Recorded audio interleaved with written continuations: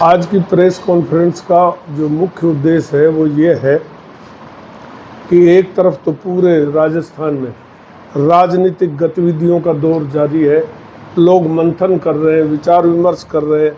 अगर कहीं कोई बिजनेस पॉइंट ऑफ व्यू से किसी के पास जाता है तो सबसे पहले चुनाव की बात चलती है और फिर व्यापारी अपना व्यापार से संबंधित बात करता है और उसका दिल लगता है राजनीति की बात करनी है। व्यापारी अपना व्यापार छोड़ करके राजनीति में रुचि लेने लग गया। मैं ये कहना चाहता हूँ कि इस वक्त जो राजनीतिक उथल पुथल चल रही है और नई सरकार बनने के लिए युवक, महिला, पुरुष सब तैयार हैं और मैं समझता हूँ कि नवंबर में इसकी बड़ी परीक्षा होने जा रही है और दिसंबर में उसका परिणाम घोषित हो जाएगा। सबसे बड़ी विडंबना ये है कि आज राजनीतिक पार्टियां तेरा और मेरा में फंस गई।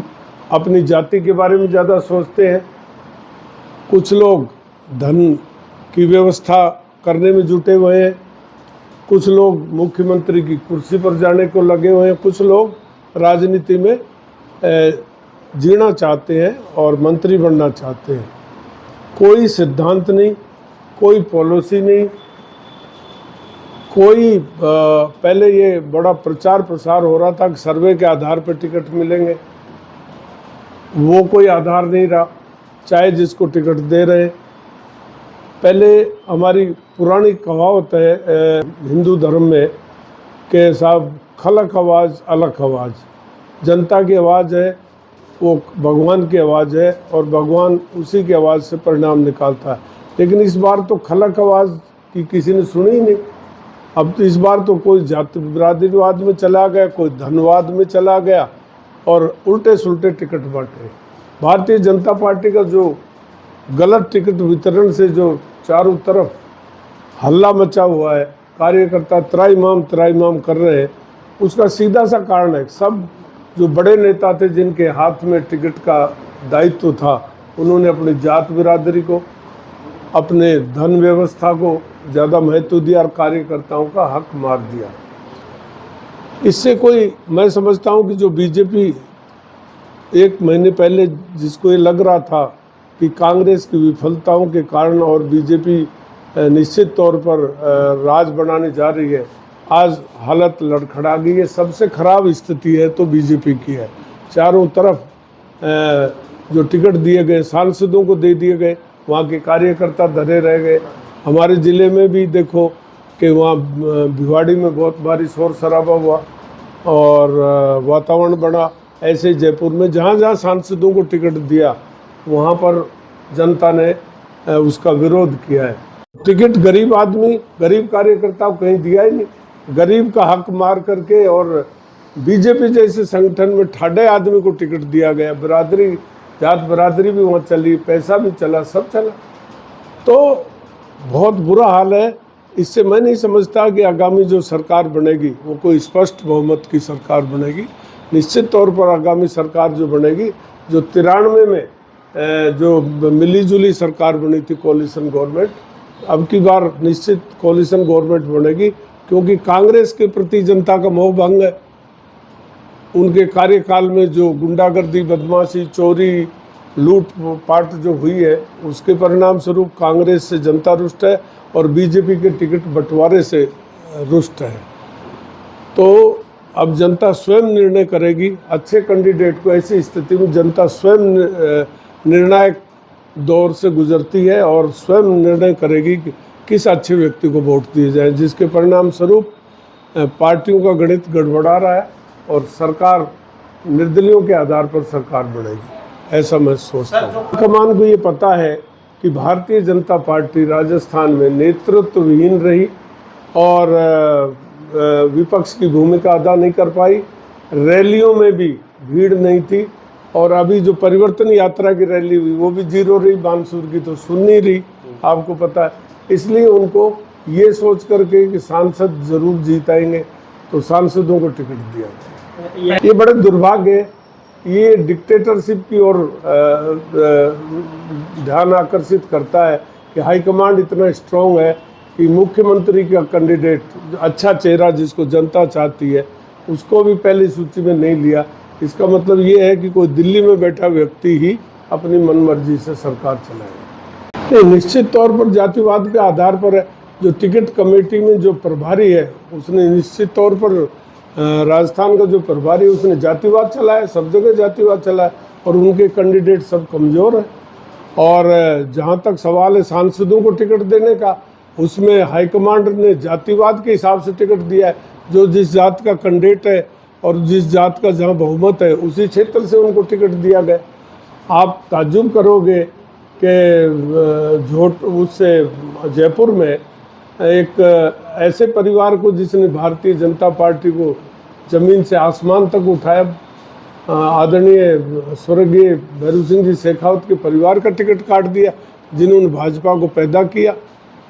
ऐसे परिवार को साफ कर दिया और उनकी जगह रानी को टिकट दिया गया, राजकुमारी को टिकट दिया गया। सेफ जगह थी वो सबसे अच्छी, क्योंकि भैरू सिंह जी ने उस सीट को उनके दामाद ने बड़ी अच्छी तरह से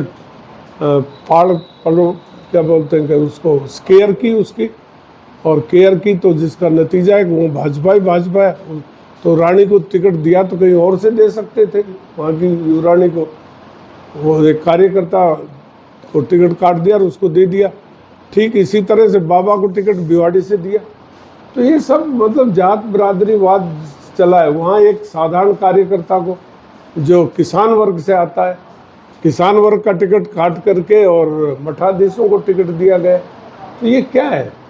ये भारतीय जनता पार्टी का पंडित दीनदयाल उपाध्याय का सपना जो था कि गरीब को गणेश मान के हम सरकार चलाएंगे। अब गरीब को गणेश किसने माना यहाँ इस टिकट वितरण में?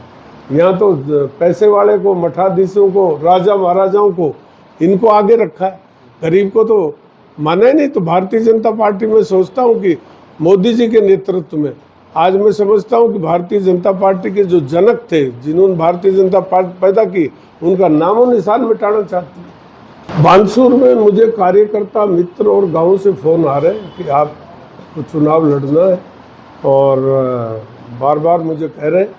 हमने कहा क्यों? उनके प्रत्याशी गड़े नहीं उतर रहे। जो प्रत्याशी गड़े नहीं उतर रहे तो वो डिमांड करते हैं कि आप आओ, आपको हमने पजोखा हुआ है। अभी महेंद्र सिंह यादव ने भी एक मीटिंग की, उसमें भी कार्यकर्ता ये कह रहे थे, मतलब जिनको टिकट मिला उनको कोई स्वीकार ही नहीं कर रहा, कोई स्वीकार नहीं कर रहा। वो तो टिकट प्राप्त कर लिया, रिजेक्ट भी हो गए टिकट जनता की निगाह में। महेंद्र की मीटिंग में देखो सबने आवाज़ उठाई कि साहब इनको हम नहीं मानते। बसपा देखो गरीबों की पार्टी है। मैं पंडित दीनदयाल उपाध्याय का उपासक हूँ, मैं उनकी थ्योरी को लेकर साथ चलता हूँ, गरीब को गणेश मानकर। बसपा का और पंडित दीनदयाल उपाध्याय का मत एक है, गरीब को उत्थान करना। उन्होंने गरीब के लिए, बहुजन समाज के लिए, सबके लिए काम किया।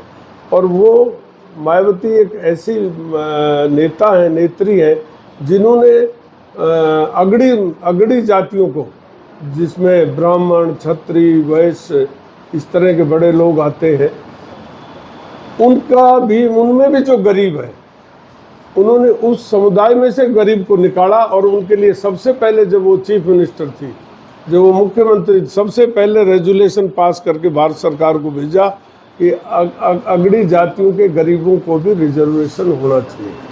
तो ऐसी नेत्री की अगर हमको टिकट मिलती है भगवान की कृपा से या नेत्री की कृपा से या जनता की कृपा से, तो हम शहर से ले लेंगे, हमको कोई तकलीफ थोड़ी। भाजपा अपने मूल उद्देश्य को तो भूल गई, जो जन सेवक थे उनको तो भूल गई, और अपनी मन मर्जी से जो उनके चाटुकोर है, जो या उनको सूट करते हैं या जो उनको सलाम करते हैं, ऐसे लोगों का समर्थन करने लग गई। कार्यकर्ता को तो भूल गई, गरीब को भूल गई, ठाडा आदमी को टिकट देने लग गई। ठीक है, ये दौर चलता रहा। अभी तो 42 टिकट, 41-42 टिकट आए हैं सामने, आगे टिकट आएंगे तो उनको देखकर विश्लेषण करके मैं जवाब दे सकता हूं। लेकिन माहौल और हाल पूरे राजस्थान में बहुत ख़राब है और बीजेपी के शीर्ष नेतृत्व के खिलाफ आम कार्यकर्ताओं में बड़ी बगावत है। देखिए, हाथी का दांत दिखाने के और खाने के और होते हैं। भारतीय जनता पार्टी में ऐसा पहली बार हुआ है। एक तरफ तो महिला रिजर्वेशन की बात कर रहे थे बड़े जोर शोर से, और स्पेशल सेशन बुलाया तो हमने कहा कि बहुत बड़ा कोई परिवर्तन आने वाला है या संविधान में कोई संशोधन होने वाला है, और परिवर्तन आया तो बोल टाइम टाइम फिश, कुछ हुआ ही नहीं। अब कहते हैं कि जो आरक्षण महिलाओं में जो चाव चढ़ा था, लास्ट वाले दिन वो चाव निकल गया कि 29 में आएगा। 29 में कौन, 29 है ना, 29 में आएगा तो उसमें कौन प्रधानमंत्री होगा, कौन क्या व्यवस्था होगी। आप आगे के भविष्य की अभी से जो घोषणा कर दी तो वो कोई भविष्यवक्ता तो है नहीं। नंबर 2, हमने तो आज तक देखा है महिला पक्षधर का काम तो मोदी जी का कहीं नजर नहीं आया। हाँ, महिलाओं के खिलाफ मोदी जी बहुत है, इसके उदाहरण है। वसुंधरा जी को खुदे लाइन लगा दिया, ममता बनर्जी को खुदे लाइन लगा दिया, आई समझ में, मायावती जी को चुप करके बैठा दिया। तो मेरे तो कुछ समझ में नहीं आता क्या हो रहा है। खुद के परिवार में बेचारे बुरी स्थिति में जी रहे हैं सब लोग। तो ऐसा योगी तो हमने पहली बार देखा है। जितने भी महान हस्तियां हुई उन्होंने सबने अपने परिवार का ध्यान रखा। भगवान राम ने परिवार का ध्यान रखा, भगवान कृष्ण ने परिवार का ध्यान रखा, भगवान परशुराम ने परिवार का ध्यान रखा। जितने भी भगवान हुए, देवी देवता हुए, उन्होंने सबने रखा।